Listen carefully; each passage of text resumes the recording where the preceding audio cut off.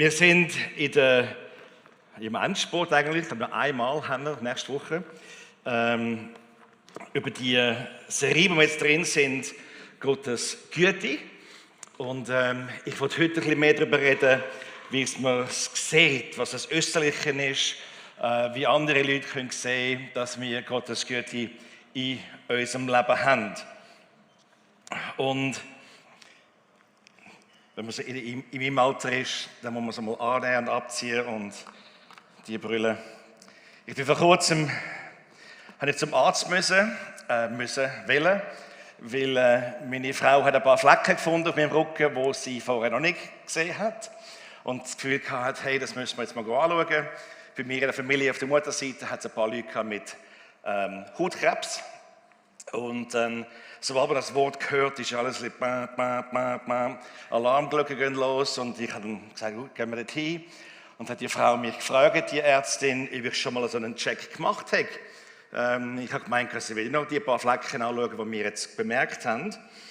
Und dann hat sie gesagt, ja, in dem Fall tun wir gerade alles checken. Und dann können Sie mal bis auf die Unterhose sich ausziehen. Und ich denke, okay, das habe ich jetzt auch nicht irgendwie erwartet. Zum Glück habe ich geduscht. Ich habe meine Beine nicht rasiert, wie der Joel, den man sieht. Es ist nicht braun, es ist nur die Haare, die er drauf hat. Aber anyway, ich stehe dann dort mit meiner Frau, Gott sei Dank, im Zimmer mit der fremden Frau. Und sie hat dann da wirklich alles angeschaut, ganz von oben bis unten. Und danach sagt sie Good News und Bad News. Und ich denke, okay, Good News zuerst. Und sagt sie, es ist kein Krebs. Und ich, okay, was ist der Bad News? Es sind Altersflecken oder auch genannt Alterswarzen. Das ist ein Wort, das man nicht so gerne hört, Alterswarzen. Und dann sagt sie, ja, man könnte es wegnehmen, alle, aber sie kommen wieder. Und dann sage ich, okay, wenn ich jetzt 18 gewesen wäre, hätte ich gedacht, alles weg, alles muss raus. Aber ja, wenn man so ein bisschen älter wird, in meinem Alter. Und anyways, viele von euch wissen, was das heisst. Vielleicht könnte ich auch noch einen jungen Mensch neben dir anschauen und sagen, deine Zeit kommt noch, wenn du ein bisschen älter bist.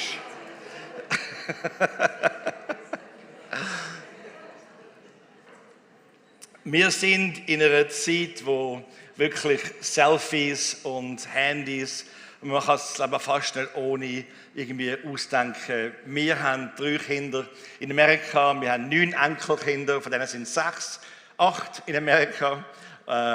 7, danke. Und die anderen sind in der Schweiz.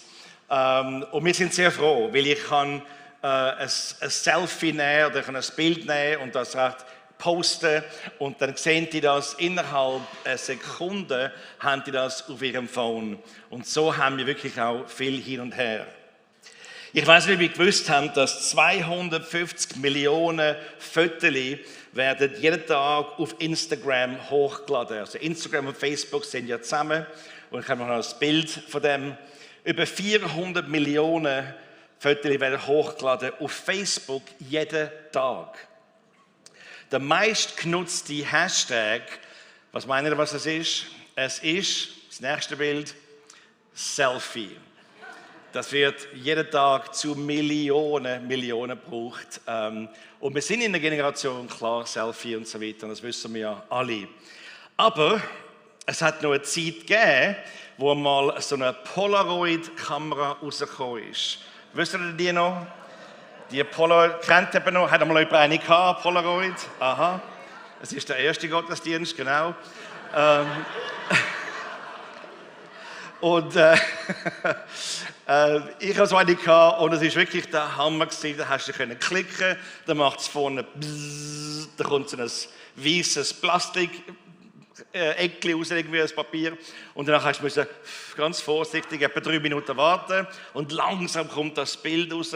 Und das war einfach der Hammer gewesen. Das ist eigentlich, okay, das nächste ist 666 Antichristus. Das war einfach so ein Fortschritt für uns. Was vorher gehabt hat, sind die 35 mm Kameras. Wisst ihr die noch? Und viele kennen noch, was das ist.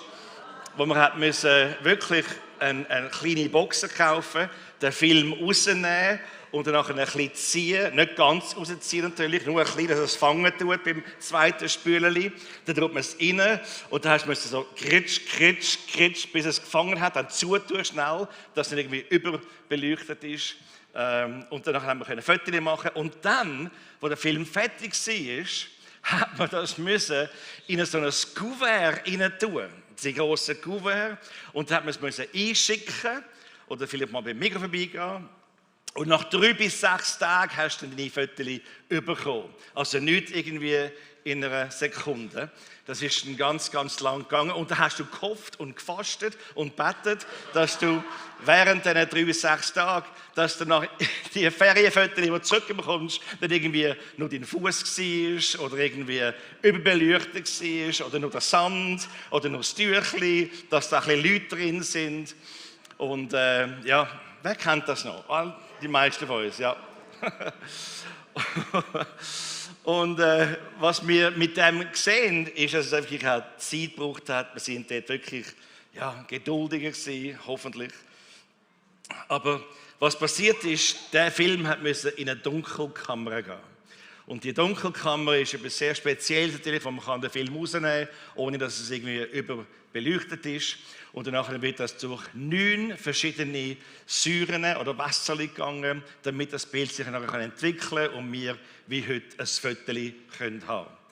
Und was ich jetzt sehe, wenn es um Gottes Güte geht, oder wenn wir heute mehr darüber reden, Gottes Salbung, ist, dass wir in dieser Insta-Welt leben, wo wir denken, hey, musst du mir nur erst die Hände auflegen und dann bin ich gesalbt und dann habe ich die Salbung und ich kann wirklich so machen, wie Gott mich schicken und tun.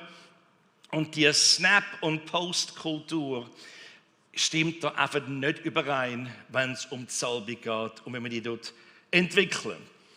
Ich will der nächste Big Shot sein, wenn ich denke, je bekannter ein Mann oder Frau im Dienst mir die Hände auflegt, so schnell will ich nachher auch dann die Salbung haben. Und darum bin ich einmal auch als Junge noch, gerade nach der Bibelschule oder während der Bibelschule, zu den Meetings gegangen, wo ein Reinhard Bonke war, wo ein Benny Hinn war, wo einfach all die grossen Namen, und ich habe gehofft, dass irgendwie sie würden mich bemerken, so ein bisschen einfach vor der Reihe hingestanden, oder weißt, wenn sie vorbeigelaufen sind, ein bisschen, gerade da. Und dann haben sie einmal die Hände aufgelegt und das ist eigentlich das Geheimnis, warum ich kein Haar mehr habe heute. Ich habe so viele Leute, die mir die Hände aufgelegt haben. Joel kennt das. Wir sind da Partners in Crime. Aber ich muss ganz ernsthaft sagen, das hat aber wirklich nichts bewegt, weil ich habe gehofft, dass die anderen sehen, wer mir die Hände auflegt und dass die nachher irgendwie denken, wow, da ist der Desmond, der Benny Hinn die Hände aufgelegt hat und der Bonke und alle anderen, die irgendwie einen grossen Namen haben. Und was man sieht in dem, ist, dass das gar nicht so funktioniert. Weil die Salbung ist ja verschiedentlich gebraucht, aber die Salbung, die wir in unserem Leben haben, die durch Jesus in unser Leben gekommen ist, die wird über die Jahre kultiviert. Das heisst, wenn man jetzt irgendwie zum Dinner geht und ein bisschen Olivenöl kauft und noch ein Fläschchen hat mit Olivenöl, da kann man darüber beten auch, dass das Grosse nachher auch irgendwie symbolisch wirken tut, wenn man dort den Leuten die Hände auflegen und rasch ein paar Tropfen als Connection die Ölsalbung dann gibt. Das ist alles gut und recht, aber das kann mir für 4, 5, 6 Franken so ein Ölfläschchen kaufen. Das hat keinen Wert in dem Sinn. Aber wenn du die Oliven würdest fragen, wie wertvoll es ist. Die Olive war unter Druck. Die Olive musste vom Baum abgerissen werden. Die Olive musste zerdrückt sein, bis alles rausgekommen ist. Das heisst, es ist ein Prozess gegangen, wie so in einer Dunkelkammer, wo man durch den Prozess muss gehen, damit man dann das Bild vom Negativ in ein Positive bekommt. Das heisst, in unserem Leben wenn wir durch Sachen durchgehen, die uns fast zerdrücken tun, wenn wir Erfahrungen sammeln im Leben, die schwierig sind, wenn wir ganz alleine auf den Knien in einer Situation sind, die so schwer ist und so zerdrückend ist, unter diesen Dunkelkammerzeiten wird die Salbung dann, kann man sagen, entwickelt. Oder wird die Salbung nachher aufgebaut in unserem Leben hinein.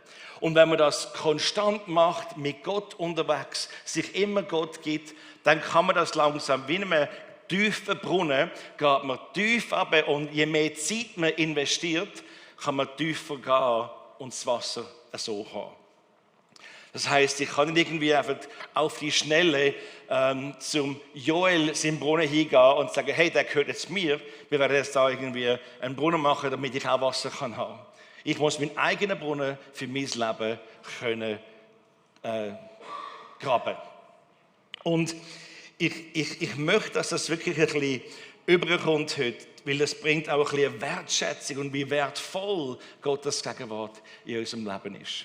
Das heisst, wenn ich jetzt würde, sagen wir mal, leben wie ein Sünder, ich kann nicht erwarten, dass die Salbung stärker und stärker und stärker wird in meinem Leben. Gottes Gegenwart, Gottes Güte. Wieso? Weil er wird sich zurückziehen, es wird ein wegscheuchen, weil wir einen Entscheid treffen, dass etwas anderes, was wichtiger ist, mehr Platz hat in unserem Leben. Und darum ist es so wichtig, dass man täglich unterwegs ist mit Gott. Dass man am Morgen schon sagt, Herr, wenn irgendetwas in meinem Leben ist, das dir nicht gefällt, du es bereinigen, ich es bekennen. Und dass man im Gebet ist, dass man in Lobpreis ist, dass man in der Arbeitung ist und so entwickeln tut, was Gott in unserem Leben machen will. Sehen ihr das? Das ist ein bisschen, glaube ich, wichtig zu wissen, weil wenn etwas so entwickelt ist, danach hat man mehr eine Wertschätzung von dem. Es geht nicht um Begabung, es geht um Salbung. Viele Leute, die Begabungen haben, die können, sagen wir mal, in einen Raum hineinkommen und eine wunderbare Stimme und alles ist schön und sie können wirklich die Leute bewegen. Aber ich kann auch vielleicht mal zu einem Elton John Konzert gehen und dort auch bewegt werden. Aber das hat nichts mit der Salbung zu tun. Das ist eine Begabung. Ich kann eine Celine Dion hören und denken, wow, ich kann ein Philharmonik-Orchester zuhören und wow, und das bewegt mich auch ein bisschen. Oder ein schönes Ballett, das ist nicht die Salbung, das ist unser Gefühl, unsere Emotionen, die dort mit diesen Begabungen können connecten und sagen, wow, schön. Und so haben wir manchmal auch in der Church haben wir gewisse Leute, die können gut predigen, gut singen und alles andere gut machen, aber es ist eine Begabung, die uns bewegt und nicht vielleicht die Salbung. Das wäre ein guter Moment zum Amen sagen gerade dort. Wisst ihr, was ich meine? Und Gott will schon etwas tun. Und ich muss sagen, ganz ehrlich, ich bin schon seit 40 Jahren jetzt unterwegs mit Churches und all das, in verschiedenen Kontinenten. Und ich denke, wir haben so viel christliches Radio, wir haben so viel christliche Videos und online und Konferenzen und Bücher und all das. Aber ich habe nicht das Gefühl, dass die Gemeinde heute gesünder ist als vor 30 Jahren. Und wieso ist das? Ich glaube, es ist, weil wir oftmals mehr Begabung bejubeln und applaudieren oder einladen, anstatt Salbung, anstatt Gottes Gegenwart. Wenn man sich an Zeit nimmt und sagt, Heiliger Geist, ich will, dass du jetzt den Raum füllst. Ich will, dass du jetzt da einen Unterschied machst. Wie es heißt im Alten Testament, Jesaja 10, 27, dass Gottes Salbung wirklich ein Joch zerbrecht. Dass die Leute reinkommen und vielleicht einmal mit Rauchen Schwierigkeiten haben, sie wollen es aufgeben, es klappt nie, dass sie einfach im Lobpreis stehen und es geht weg. Und nachher rausgehen und kein Verlangen mehr haben. Das ist das, was Gottes Salbung bewirken kann. Sehen Sie das? Und darum ist es so wichtig, dass die Leute die Gegenwart Gott, die Salbung, die Güte von Gott auch in unserem Leben sehen, weil du spürst es, wenn jemand in Gottes Gegenwart war. Und ich kann mich noch erinnern, im 1. Samuel, wo der David nachher gesalbt worden ist als König. Er war ja der Jüngste von allen diesen Söhnen und am Anfang ist er gar nicht eingeladen worden in das Meeting, wo der Samuel kam, ist der Prophet. Und immer gesagt, nein, nicht der, nicht der, nicht der, alle Söhne durch, nein, haben Sie noch mehr Söhne? Ja, ich habe einen, der Kleine, der auf dem Feld draussen ist und dort den Schäfchen schauen tut. Ja, bring ihn doch rein. Und das war der, hat ihn gesalbt. Und danach war er 17 gewesen, wo das passiert ist. Mit 37 ist er eigentlich König über das Ganze. Das heisst, 20 Jahre lang hat er in dieser Dunkelkammer sein und dort sich entwickeln lassen. Hat er wieder zurückgehen ins Feld, in den Alltag. Gewusst, Gott hat mich berufen, Gott hat mich gesalbt, aber warten bis zum richtigen Zeitpunkt, wo der Herr sagt, jetzt bist du bereit. Mit Jesus sehen wir es auch. Er war viele Jahre als Handwerker gewesen, als Zimmermann, als Schreiner, was immer das war, mit seinem Vater gearbeitet. Und danach am Schluss ist der richtige Zeitpunkt gekommen. Er ist getauft worden, ist in die Wüste gegangen, kommt zurück und hat die Welt verändert. Und ich will, dass ihr ein Verlangen habt heute, dass ihr ein tiefes Hunger haben, kann man sagen. Nicht nach irgendwie mehr begabt sein. Und ich hoffe, dass jemand mich entdeckt. Es geht nicht ums Entdecken, es geht um Entwicklung. Ich will, dass wir entwickelt werden in einer Dunkelkammer. Das heisst, wenn du durch eine schwierige Zeit gehst und vielleicht das Leid trägst mit einer Krankheit oder eine Trennung von einem Ehepartner oder was auch immer da ist, was dich eine Last bringt, dass du dort sagst, Herr, in der Mitte von dem, danke, dass du immer noch gegenwärtig bist. Und danke, dass du mich nie verlässt. Und danke, dass du mir die geistlichen Muskeln jetzt ausbreiten und vergrößern, damit ich mehr Leute erreichen kann, damit mein Leben mehr ein Zeichen sein kann zu anderen Leuten, wie gut Gott ist in meinem Leben. Ich habe schon Leute gehabt, die zu mir gekommen sind und gesagt haben, nach einer Predigt, Desmond, kannst du mir, ich will deine Salbung haben, kannst du mir die Hände auflegen? Und im ersten Moment denke ich, ja, Hände auflegen, hast du das alles falsch? Aber ich weiß, was sie wollen. Sie wollen das Äußerliche. Aber was ich ihnen sage, weißt du was, willst du wirklich diese Salbung haben? Willst du wirklich dort sein, wo ich war? Willst du wirklich meine Reise machen, damit du die gleiche Salbung kannst haben? Willst du ins Missionsfeld gehen und jemand hat dich ausgenutzt und dein Haus so zerstört, dass das Bankhaus zurückgenommen hat? Möchtest du im Missionsfeld sein mit kleinen Kindern, wo niemand mehr dich unterstützt und alle, die gesagt haben, sie werden dir Geld schicken, ist nichts gekommen? Willst du wirklich die Salbung haben, wo wir, meine Frau und ich, haben vor einem Pastor stehen nach 5 Jahren und er sagt, das Beste für uns ist, dass ihr euch scheiden lasst? Willst du wirklich dort sein, wo ich auch in Unfall und in tragischen Sachen und Leute verloren habe und Freunde verloren habe? Und willst du wirklich dort auch alles das haben, in meiner Dunkelkammer, wo das Ganze entwickelt ist, dass ich heute sagen kann, ich danke Gott, dass er einen Weg hat in meinem Leben und durch mein Leben kann dienen. Seht ihr das? Das wollen sie nicht. Sie wollen nicht den Preis, sie wollen das Insta-Salbig. Ja, ich spüre es. Dienst, komm. Zürichsee, mach auf.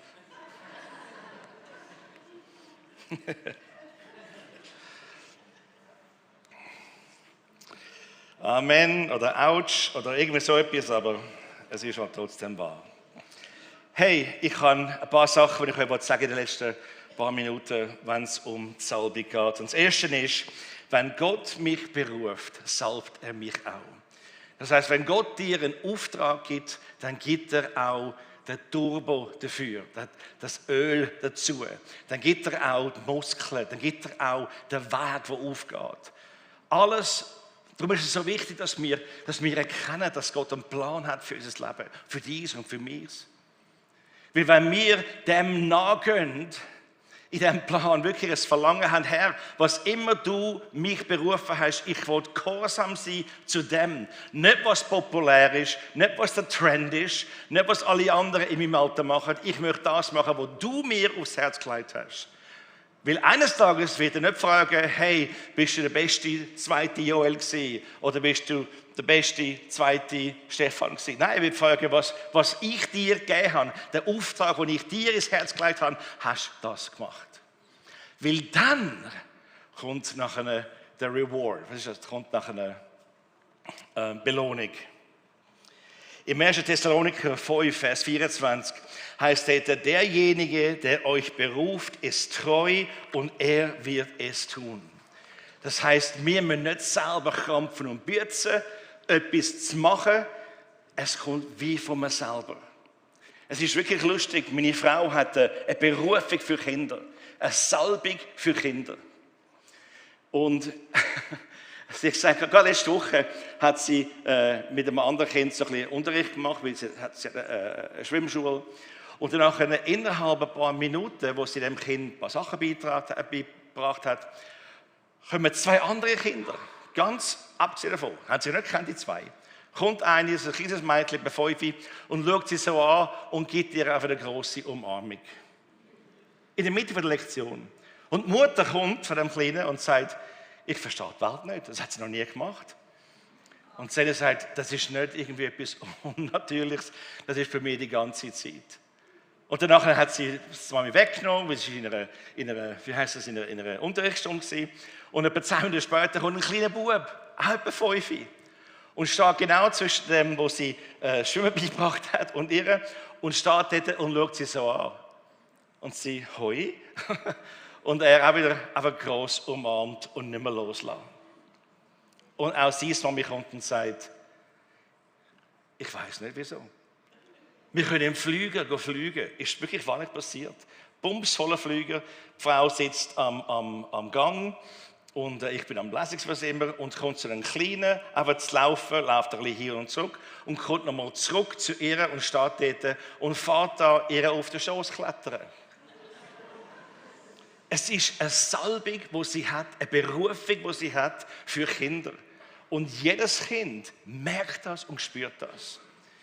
Ich kann sicher eine Salbung zum Leute ermutigen, zum Coachen, zum etwas rauszubringen, was Gott in euch da hat. Das ist für mich etwas so Natürliches. Vor dem ersten Kaffee könnte ich voll loslassen und für 3-4 Stunden jemanden coachen und wirklich ermutigen.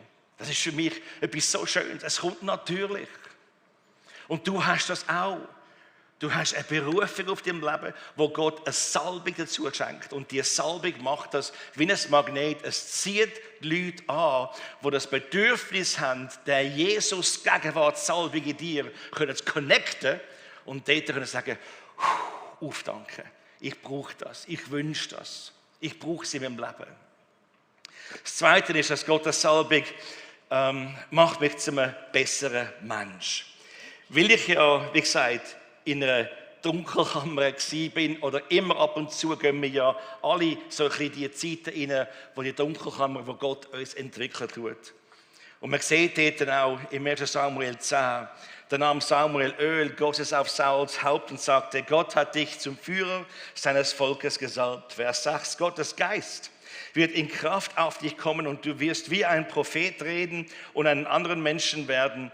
Wenn das geschehen ist, kannst du tun, was du für richtig hältst, denn Gott wird mit dir sein. Wenn Gottes Ziel und Plan für unser Leben, wenn man dem nachgeht und das wirklich erfüllen will, dann werden wir uns verändern. Dann werden wir mehr und mehr, nicht weltlich, aber mehr und mehr wirklich himmlisch, geistlich werden. Der Unterschied im Römer 10 heißt es eben, dass wir das Leben in Überfluss oder überfließend werden haben. Was ist der Unterschied zwischen Leben und Leben überfließend?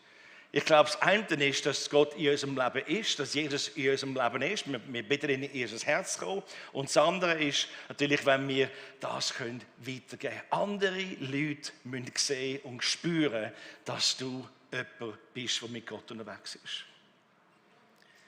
Wir können nicht die U-Boot-Christen sein, die am Sonntagmorgen, kommen wir rauf, am Sonntagabend, gehen wir wieder runter und nach einem Montag bis Samstag sind wir irgendwie so in der Tiefe unten, weil man beim Arbeiten nicht auffallen kann, weil man nicht irgendwie andere wollen, ja, überraschen, dass wir jetzt auch Gläubige sind. Und dann, finally, endlich, Sonntagmorgen, kann ich wieder raufkommen und Luft nehmen. Halleluja, Gott ist gut.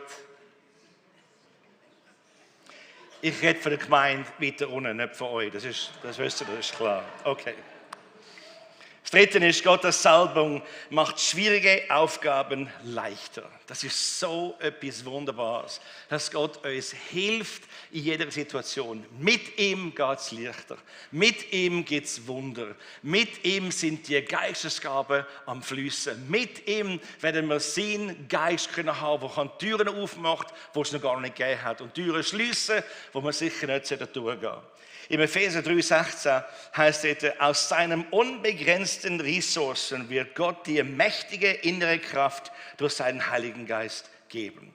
Das ist nicht für unsere Freude im Sinne von, wie wir es wollen, irgendwie, jetzt muss ich ein bisschen Kraft haben, der hat mich jetzt irgendwie abgeschnitten im Verkehr, Herr, der kleine Fiat, raus, ich muss jetzt, nein, es geht nicht um das. Wäre schön, ja, ich würde das sehr gerne haben. Ich würde die Salbung täglich brauchen im Verkehr. Aber oft ist der Verkehr in meiner Dunkelkammer. Anyway. Alright, Philipper 4,13 wissen wir auch alle sehr gut. Ich kann alles durch Christus, der mir stark und Kraft gibt. Es gibt nichts, wo wir davor stehen. Es gibt keine Situation, wo mir im Leben begegnet, wo Gottes Kraft und Gottes Power und seine Wunder und sein Wirken nicht für dich im Einsatz sein. Das Vierte, was wir sehen, ist, dass die Salbung von Gott macht das Unmögliche möglich. Also, als ich das zum ersten Mal gesehen habe, wirklich, als ich meine Frau kennengelernt habe, Sandy. Und vorher bin ich vom Herrn ein bisschen abgefallen, habe ein paar Erfahrungen gesammelt, wo ich nicht so stolz bin drauf. Aber als ich nachher Sandy kennengelernt habe, ist sie noch nie mit einem Mann gewesen, sie war Jungfrau gewesen. Und ich habe so Schuldgefühl gehabt, dass ich, wo es irgendwie versaut habe, dass Gott so gut ist und mir eine Jungfrau schenkt. Das war für mich überwältigend. Und in unserer Hochzeitsnacht, ist ein Geheimnis, ich will nicht weiter erzählen, okay, das ist nur zwischen uns zwei. In der Hochzeitsnacht, wir waren wirklich beide sehr müde und wir haben da ein Zimmer gemietet in einem 5-Sterne-Hotel, das wir nicht vermögen können. Und ich weiß nicht, wieso wir es überhaupt gemacht haben, aber das macht man anscheinend, ein schönes Hotel. Und ich liege dann auf dem Bett und ich bin unnervös, bin am Betten, sie ist im Badzimmer und will bereit werden für unsere erste Nacht zusammen. Und danach ich dachte, oh nein. Ich war so nervös, ich hatte Schuldgefühl gehabt. Ich deserve, was heißt deserve? I don't deserve this. Ich verdiene das nicht, es ist zu gut, Herr. Hey, du bist zu gut für mich. Nein. Und denke, ja nein, willst du jetzt aussteigen? Ich meine, es ist ein Ja, aber die emotionalen Gefühle, einfach crazy. Und zur gleichen Zeit, habe ich später herausgefunden, ist sie im Badzimmer und sitzt auf dem WC-Rand und habe gedacht, Herr, ich habe keine Erfahrung. Er ist so erfahren und ich will das sicher vermasseln und ich brauche und das sind eben zwei emotionale Bomben gewesen, kann man sagen, wo wie so zwei Züge aufeinander gekommen sind. Und dann ist sie rausgekommen und hat ganz herzig ausgesehen und mein Herz hat einfach geklopft wie crazy. Und dann liegen wir dort nebeneinander, keiner will den anderen irgendwie berühren. Und dann haben wir gedacht, okay, habe ich gesagt, hey, wir müssen das nicht machen heute Abend. Wenn du nicht willst, wir haben das ganze Leben für uns, das müssen wir nicht. Es ist nicht ein Muss in dem Sinn, weil ich hatte Angst hatte. Sie hat Angst gehabt und es wäre nie etwas Schönes geworden. Das kann man jetzt schon sagen. Und dann hat sie mich so angeschaut und hat mich voll umarmt und brüllt und gesagt, danke vielmals. Danach haben wir uns aber gehabt und sie langsam eingeschlafen. Und kurz vor wir eingeschlafen sind, hat sie angefangen zu lachen. Und ich denke, okay, was ist jetzt? Und sagt sie, ich denke an meine Freundinnen, die jetzt denken, ich mache es und ich mache es nicht.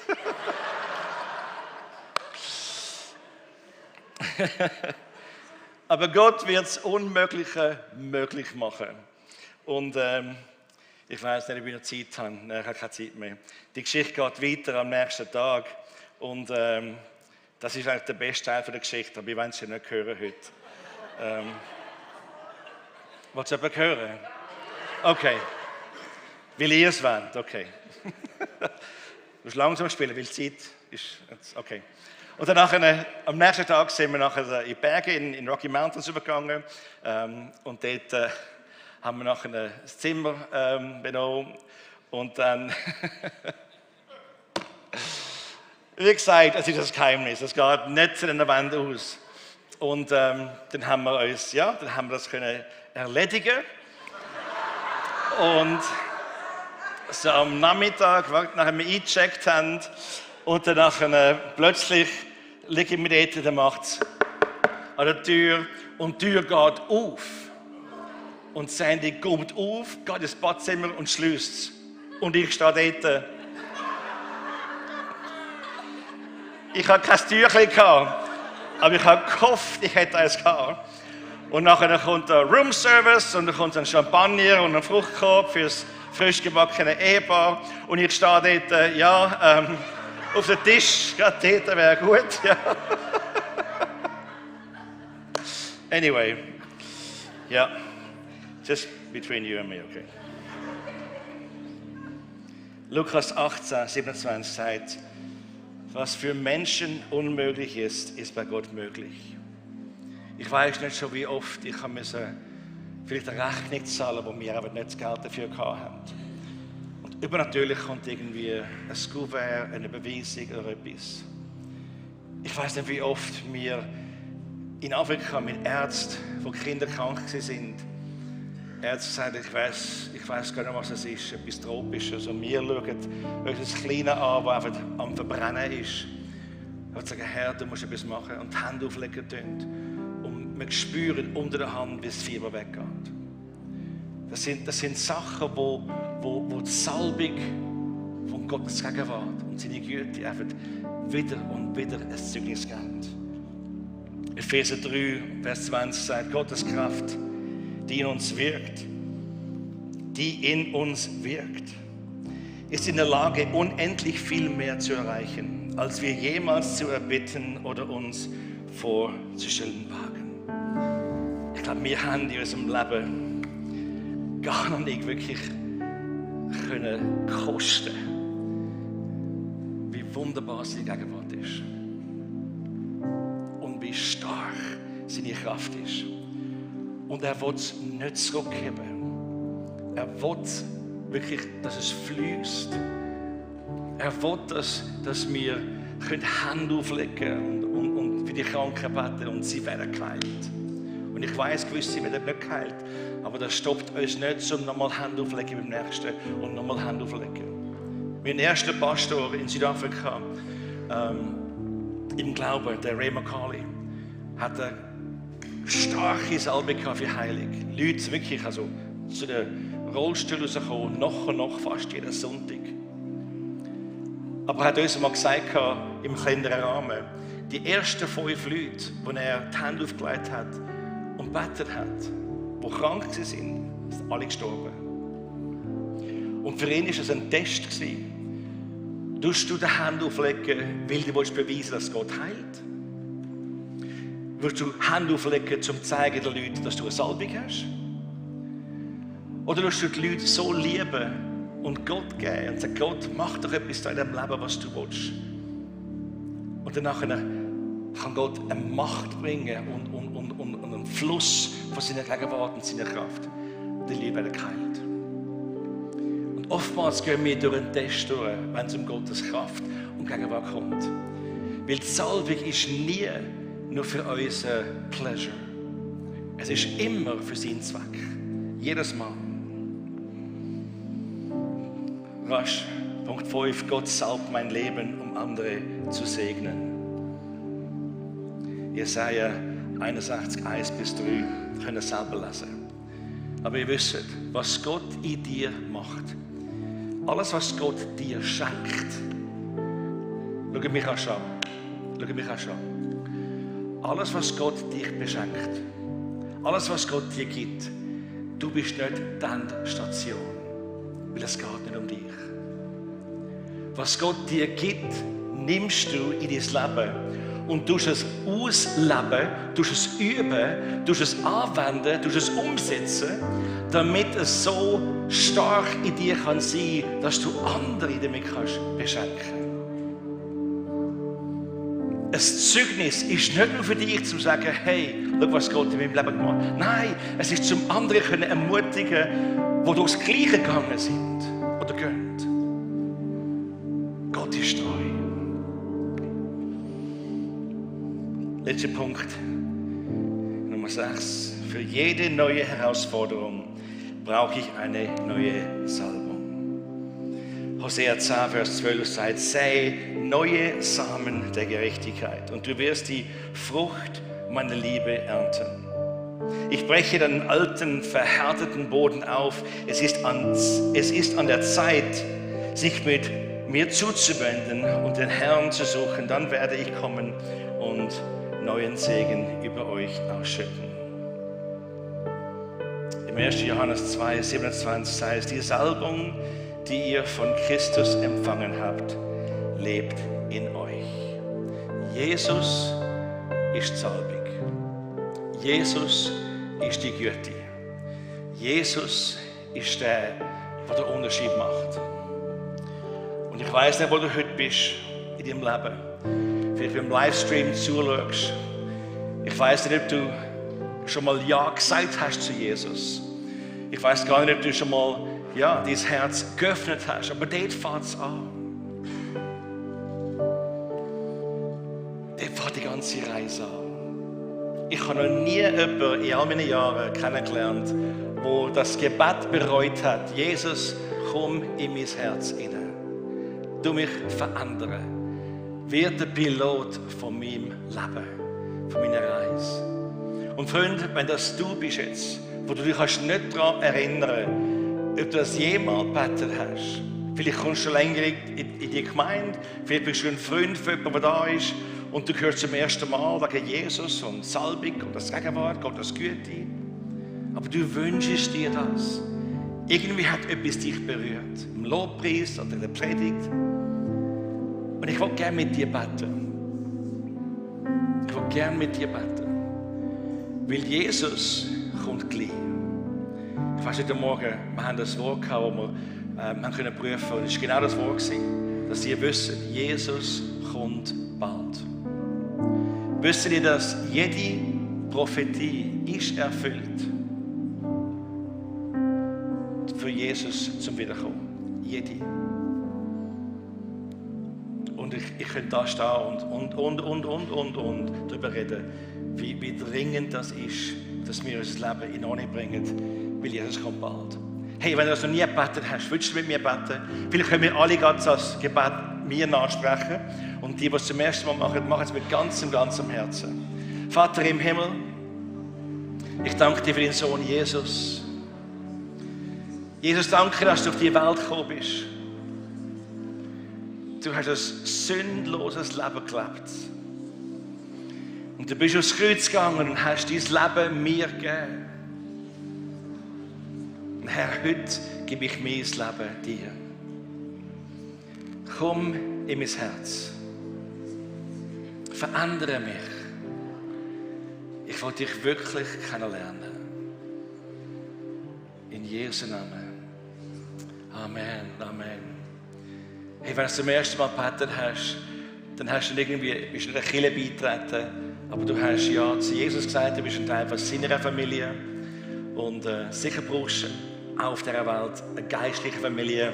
Wir würden sehr gerne auch mit dir reden und dann wirst du mehr nachher erfahren über die Connect Card. Aber ich weiss, die Botschaft hat vielleicht auch Sachen aufgewühlt in einigen von euch.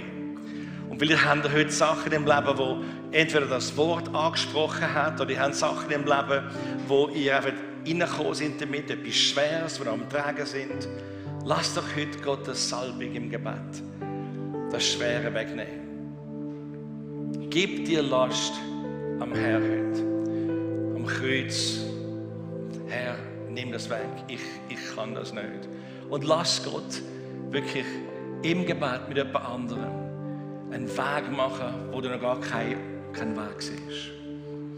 Wir würden gerne alle aufstehen und darf ich noch die bitten, die Gebetspartner sind, dass ihr da vorne beim kleinen Raum oder gerade da beim Kreuz euch stationieren.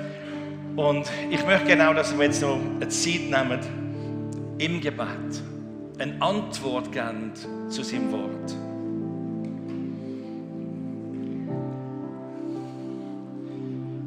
Jemand anderen zu bitten, mit dir zu beten, ist nie ein Zeichen von der Schwäche. Es ist immer ein Zeichen von der Stärke. Und ich weiss, viele von uns da drin, wir brauchen Gebet. In dieser Welt, in der wir heute sind, es geht so viel crazy, es ist so viel los. Wir brauchen Leute, die mit uns beten können. Das sind Leute, die Gottes Wort kennen. Das sind Leute, die euch lieb haben. Das sind Leute, die euch Hände auflegen. Ich glaube, wir haben sogar die kleinen Schwämmchen links und rechts. Ich weiß nicht genau, ich habe es nicht gecheckt vorher. Wenn wir die haben, kann man dort auch mit Öl salben, wenn ihr krank seid, was immer ihr habt. Jetzt gehen wir in das Gebet rein und dann kommen doch während dem Lied auch runter und um Gebet bitten. Vater, ich danke dir für deine Salbung, die gegenwärtig ist.